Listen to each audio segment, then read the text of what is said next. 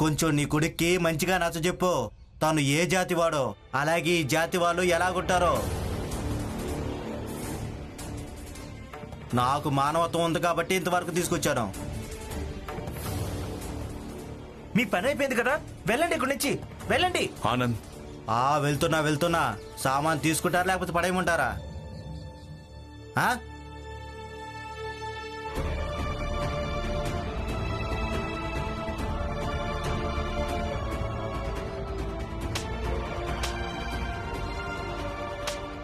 పదా.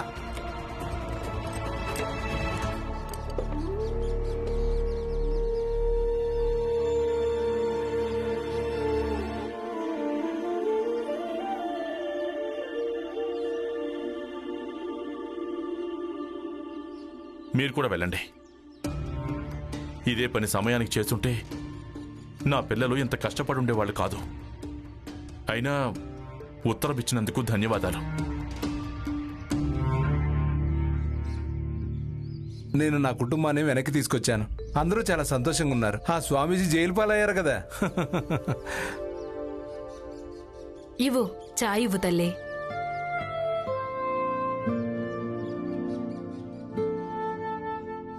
దానమివ్వండి, బదులుగా స్వర్గానికి నేను మార్గం చూపిస్తాను. దానమివ్వండి. బాబా, సంసారం చాలా కష్టంగా ఉంది. స్వర్గానికి మార్గదర్శనం చెయ్యండి బాబా. ఎందుకంటే కనీసం చనిపోయిన తర్వాతైనా నాకు ప్రశాంతత లభించాలి. అలాగే నాయనా, తప్పకుండా. ఇదే ఇక్కడ సమస్య. ఒక స్వామీజీ వెళ్ళాడో లేదో మరో బాబా ప్రత్యక్షమైపోయాడు. ఈయన మళ్ళీ తన దుకాణం మొదలు పెడతాడు. ఇక భీం పోరాటం వల్ల ఏం ఉపయోగం కలిగినట్టు? ఆగండి బాబా, ఆగండి ఆగండి. బాబా, ఒక్క విషయం చెప్పండి. ఈ భస్మంతో స్వర్గానికి ఏం సంబంధం ఉంది? మూర్ఖుడా, భక్తిని ఎవ్వరూ ప్రశ్నించరాదు. సరిగ్గా ఇలాగే భక్తిని ఎవరూ ప్రశ్నించకూడదట. ఇలా చెప్పి ఒక స్వామీజీ మమ్మల్ని మూర్ఖులు చేస్తూ వచ్చారు. కానీ ఇప్పుడు మేము అసలు మూర్ఖులు కాలేము. కేవలం ఒక విషయం చెప్పండి, ఈ భస్మానికి స్వర్గానికి అసలు సంబంధం ఏంటి? అప్పుడు మేం కూడా దానం ఇచ్చి స్వర్గాన్ని పొందుతాం. బాలా, భీం పోరాటం వల్లే ఈ ప్రయోజనం కలిగింది. భీం విఫలం కాలేదు.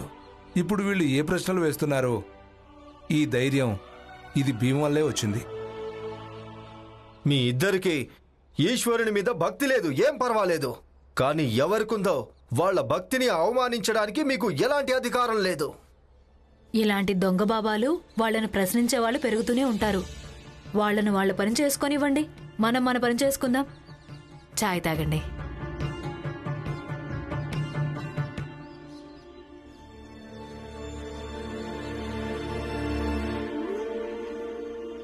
నాన్న, తీసుకో బాబు. మనమందరం కలిసే ఉందాం. అందుకనే కదా మిమ్మల్ని ఇక్కడికి పిలిచారు. మీరు ఈ చోటు చూసిన తర్వాత మిగతా వాళ్ళు కూడా ఇక్కడికి వచ్చేస్తారు. వద్దు, వీళ్ళెవరో గోరేగావులో ఉండటానికి రారు. రారు అంటే అర్థం ఏంటి? రారంటే రారంతే. వీళ్ళంతా సతారాలోనే ఉంటారు. అయితే మీరు కూడా సతారాకు వచ్చేయండి నాన్న. అలా అంటే ఎలా? మీరు పని పెడితే ఇక్కడ గోరేగావుకు వచ్చారు, కొడుకేమో సతారాకు పదని అంటున్నాడు. ఎక్కడుంటే అక్కడ భావుకథ ఆట మొదలైపోతుంది మీకు. ఎక్కడుంటే అంటే తనేమీ అబద్ధం ఆడటం లేదు. మీకు తెలియదు కానీ మాకు బాగా తెలుసు. నా ఈ తమ్ముడు భీమున్నాడు కదా, వాడి చిన్న వయసులోనే పెద్ద పోరాటాలు చేశాడు. ఇక మేము ఎప్పుడు తనను ఈ విధంగా ఏడవడం చూడలేదు. మొదటిసారి చూస్తున్నాను. అందుకే ఇదేదో చిన్న విషయం కాదు. అందుకే అంటున్నాను, ముందే మన జాతి అవస్థను అలాగే స్థితిని అంగీకరించి ఉండుంటే ఈరోజు తక్కువ కష్టం కలిగి ఉండేది. ఆ ఎడ్ల బండి వాడు కూడా ఇదే చెప్తున్నాడు కదా. జీజాబాయ్, అప్పుడు నీకు ఆ ఎడ్ల బండి వాడికి ఏం తేడా ఉంటుంది చెప్పు. మనం సతారాకు వెళ్ళడం లేదు. నేను చెప్పింది నమ్ము. ఇదిగో నాన్న, పాలు తాగు.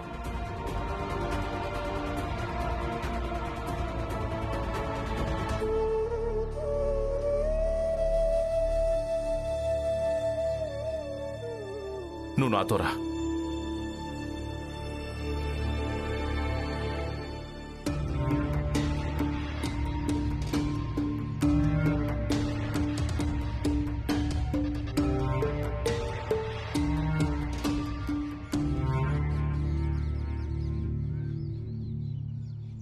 చూడు బాబు,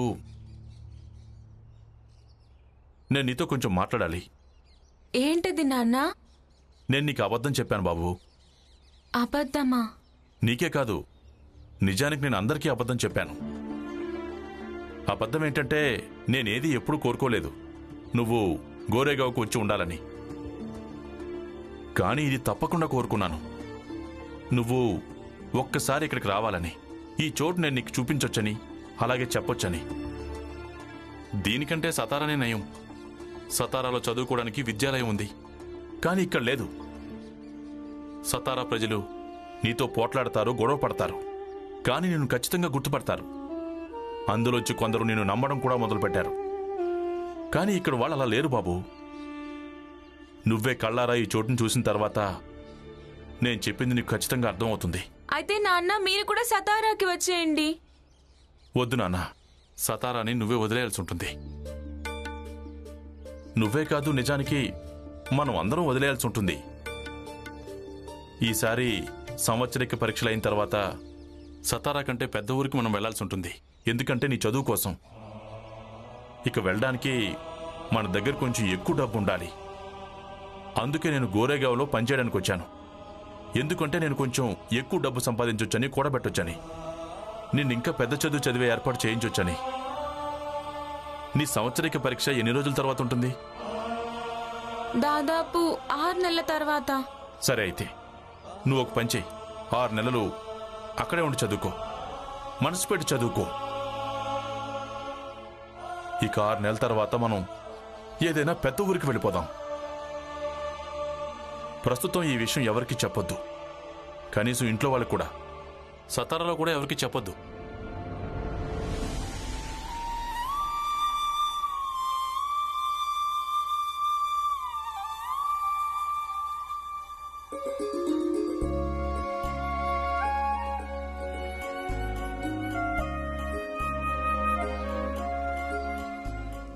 అయిపోయింది పురంజన్ గారు, అదిగో అక్కడ పెట్టండి.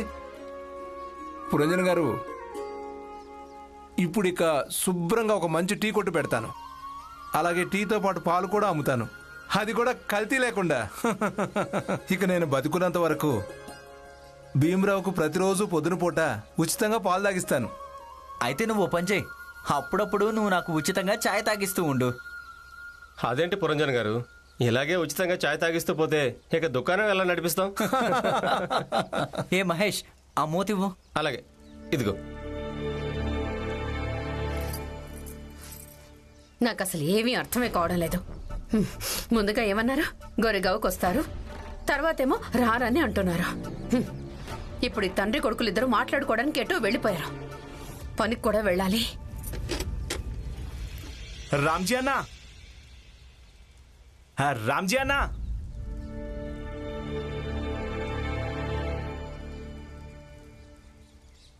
చెప్పండి. సేట్ గారు రామ్జీకి చెప్పమని నన్ను పంపించారు, భీమ్ని కూడా వెంట పెట్టుకుని రమ్మని. ఇప్పుడు మన కార్యాలయంలో ఉన్న వాళ్ళంతా మన జాతి వాళ్లే ఉన్నారు. అలాగే మన జాతికి చెందిన భీమ్రావ్ ఆ సర్వజ్ఞాని స్వామీజీ లాంటి వాడికే బుద్ధి చెప్పాడు.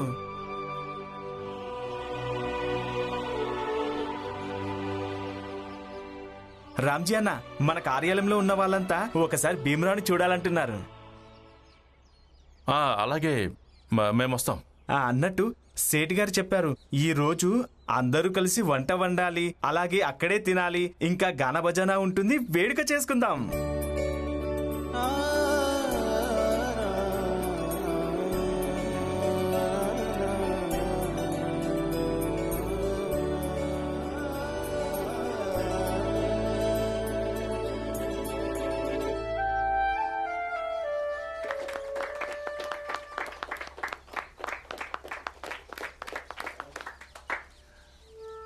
బాబు భీమ్రావ్, నీలాంటి పిల్లాడు మా అందరి మధ్యలో ఉండటం మాకు చాలా సంతోషంగా ఉంది. నువ్వు ఇలాగే ముందుకు సాగుతూ ఉండు. అలాగే నువ్వు వేసిన బాటలో మన జాతి వాళ్ళందరూ ముందుకు సాగుతూ ఉండాలి.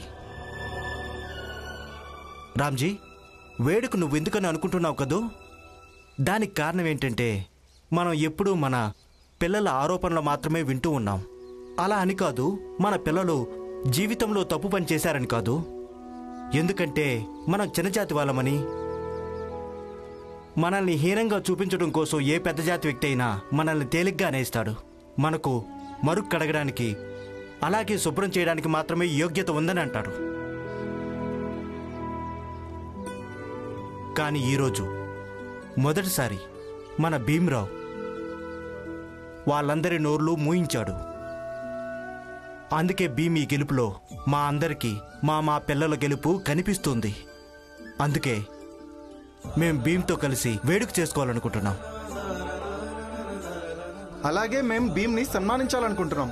ఎందుకంటే మనలాంటి అంచబడ్డ జనాల శక్తి ఇందులో కలిసిపోయి అలాగే భీమ్ ఇంకా ముందుకు సాగుతుంటాడు. కాదు, ఇది సరైంది కాదు. మీ అందరి ముందు నేనేదైనా మాట్లాడడానికి చాలా చిన్నవాడిని. కానీ ఒక్కటి మాత్రం చెప్పగలను, చదువు యొక్క సహాయంతో మీరు కూడా మీ పిల్లల్ని అలాగే తయారు చేయవచ్చు, ఎలా అయితే మీరు అనుకుంటున్నారు.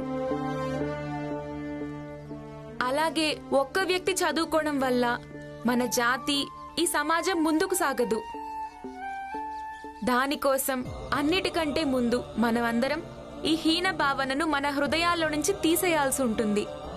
మనమందరం చిన్న జాతి వాళ్లమని మనం ఇలా అనుకోవాల్సి ఉంటుంది, మనమందరం ఒక్కటే అని, సమానం అవ్వడానికి హక్కు మనకు ఉందని. కానీ నువ్వు అనుకున్నంత తేలిక కాదు భీమ్రావ్. ప్రతిక్షణం ప్రపంచమంతా మనకు మన స్థాయిని చూపిస్తూ ఉంటే ఇక మనం అనుకోవడం వల్ల ఏం జరుగుతుంది? అంత తేలికేమీ కాదు, కానీ పెద్ద కష్టం కూడా కాదు. ఇక ఇదే కష్టమైన యుద్ధాన్ని మనందరం కలిసికట్టుగా చేయాల్సి ఉంటుంది. ఒకవేళ మనం పోరాటం చేయడం వల్ల ఏదైనా మారుతుందా? కానీ పోరాడకుంటే కూడా ఏమీ మారదు. అందుకే ప్రయత్నమైనా చేయొచ్చు. అది నిజమే, ప్రయత్నమైనా చేయొచ్చు కదా.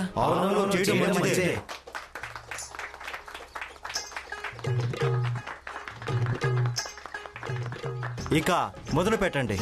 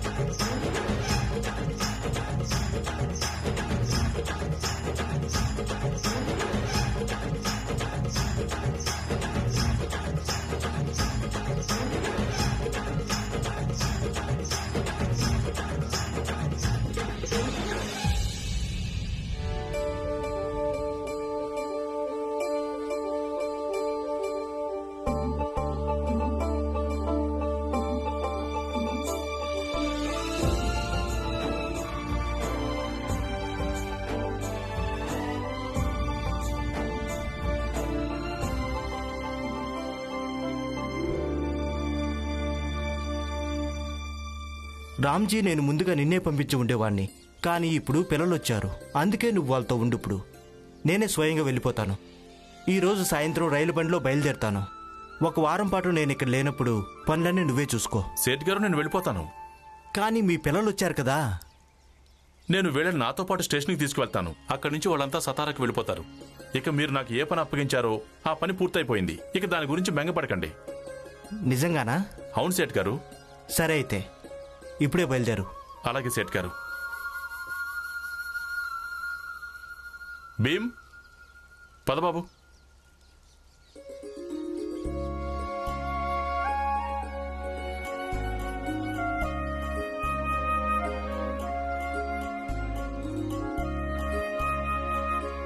త్వరగా పదండి.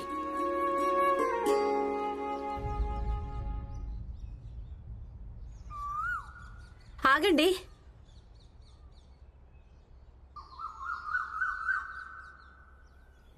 ఇదిగో భోజనం, దారిలో తినండి, సరేనా? మీరంతా 2-3 రోజులు ఇక్కడ ఉండుంటే కొంచెం బాగుండేది. అక్కడ సతారాలో అందరూ ఏమంటారంటే నేను ఒక్క రోజులోనే వెళ్ళగొట్టానని. సతారాలో ఎవ్వరూ ఏమీ అనుకోరు. ఇక మీరు ఏమీ ఆలోచించకండి. అయినా ఎవరైనా ఏదైనా అన్నా వాళ్ళకి మేము సమాధానం చెప్తాం. మీరేం బాధపడకండి. మావయ్య, ఇక్కడెక్కడైనా తిరిగి చూద్దామా? దారిలో కూడా తిరుగుతూ చూస్తూనే వచ్చాం కదా. సరైనది ఏదైనా కనిపించిందా? లేదు. ఇంకెప్పుడైనా తిరగొచ్చులే. పైగా మీరంతా అక్కడికి వెళ్ళి చదువుకోవాలనుకుంటాను. అవును. త్వరగా రండి, లేదంటే రైలు బండి వెళ్ళిపోతుంది. పద బాబు, రండి.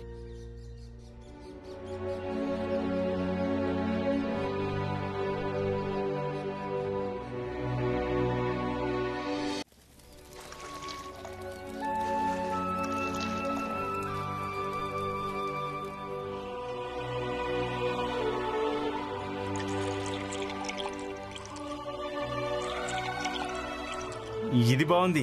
ఈ రోజు చాయ్ ఉచితంగా ఇస్తున్నాడు. దాందేముంది? ఇదిగో అన్నా, వేడి వేడి ఛాయ్. అరే నిజంగా అద్భుతంగా ఉంది మంగేష్ అన్న. ఇది చాలా బాగుంది. ఇద్దరు అన్నదమ్ములు కలిసి టీ కొట్టు నడిపించడం ఇది చాలా బాగుంటుంది. అరే ఈ కొత్త టీ కొట్టు చాయ్ నాకు కూడా తాగించండి. సేట్ గారు మీరు వచ్చేసారా? నమస్కారం సేట్ గారు. అవును వచ్చేసాను, నిన్న రాత్రే వచ్చేసాను. ఇప్పుడే ఇస్తాను మీకు వేడి ఛాయ్. అవును మీరంతా ఎలా ఉన్నారు? బానే ఉన్నాను సేట్ గారు. ఇదిగోండి సేట్ గారు, అల్లం వేసిన వేడి వేడి ఛాయ్. సేట్ గారు మీరు బొంబాయి నుంచి తిరిగి వచ్చారు కదా, మరి ధ్రువం తీసుకొని రాలేదా? సేట్ గారు నేను కూడా ధ్రువుని చూడాలనుకున్నాను. ఏమైంది, తను రాలేదా? మీ ఇద్దరికి ఏమనిపిస్తోంది? ఏమై ఉంటుందో? అరే ఇంకా ఏమై ఉంటుంది? సేట్ గారికి ఇంకా ఈయన కొడుక్కి మధ్య ఉన్న బంధం భీమరావు కారణంగా ముందు నుంచే చెడిపోయింది. కొడుకుని తీసుకురావడానికి వెళ్ళుంటాడు. పదబాబు గ్రామానికి వెళ్దామని ఉంటాడు. తను తిరస్కరించి వెళ్ళగొట్టుంటాడు. పంతులు గారు మీరు నోరు మూసుకోండి. ఎప్పుడు నోరు తెలిసినా కానీ ఇలాగే మాట్లాడతారేంటి? సేట్ గారు ఏం జరిగిందో చెప్పండి. నేను చెప్తాను.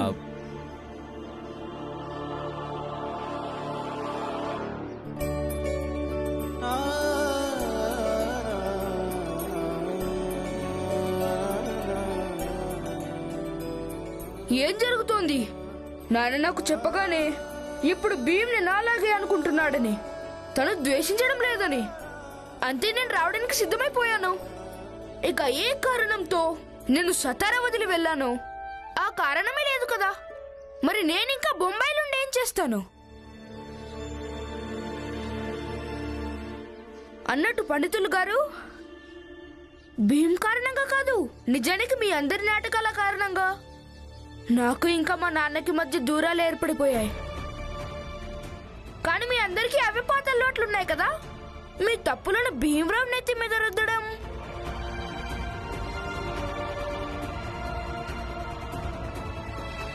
అన్నట్టు బాబాయ్, భీమ్ ఎప్పుడు వస్తాడు? తను గోరేగావ్కి వెళ్ళాడని నాన్న చెప్పారు. అవును ధ్రువ, తను కొద్ది రోజులు అక్కడే ఉండి మళ్ళీ తిరిగి వస్తానని వెళ్ళిపోయాడు. కానీ తను ఎప్పుడు వస్తాడు అనేది చెప్పలేదు.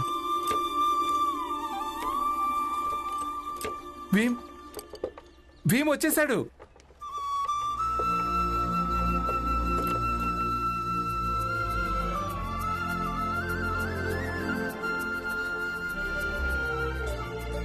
భీమ్, ధ్రువ్,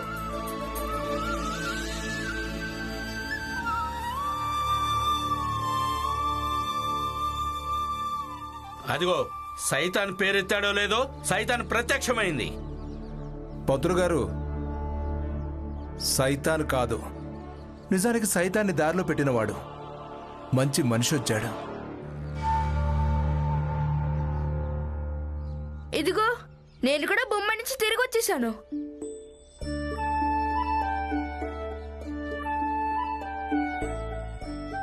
నువ్వెలా ఉన్నావు? నేను బానే ఉన్నాను. నువ్వెలా ఉన్నావు? నేను బాగున్నాను. భీమ్ అటు చూడు.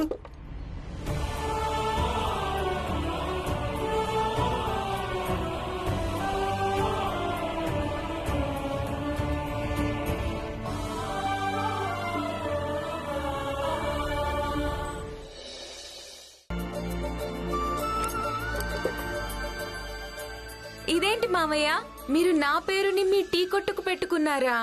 భీమ్ టీ కొట్టు అని. అవును భీమరావు, నాకున్న తాహతు ఇంతే ఉంది. నా గనక కొంచెం ఎక్కువగా ఉంటేనా అప్పుడు ప్రతి విద్యాలయం పేరు, ప్రతి కాలేజీ పేరు, ప్రతి ఒక్క స్టేషన్ పేరు, ప్రతి ఒక్క వీధి పేరు భీమ్రావ్ అంబేద్కర్ అని పెట్టేవాణ్ణి.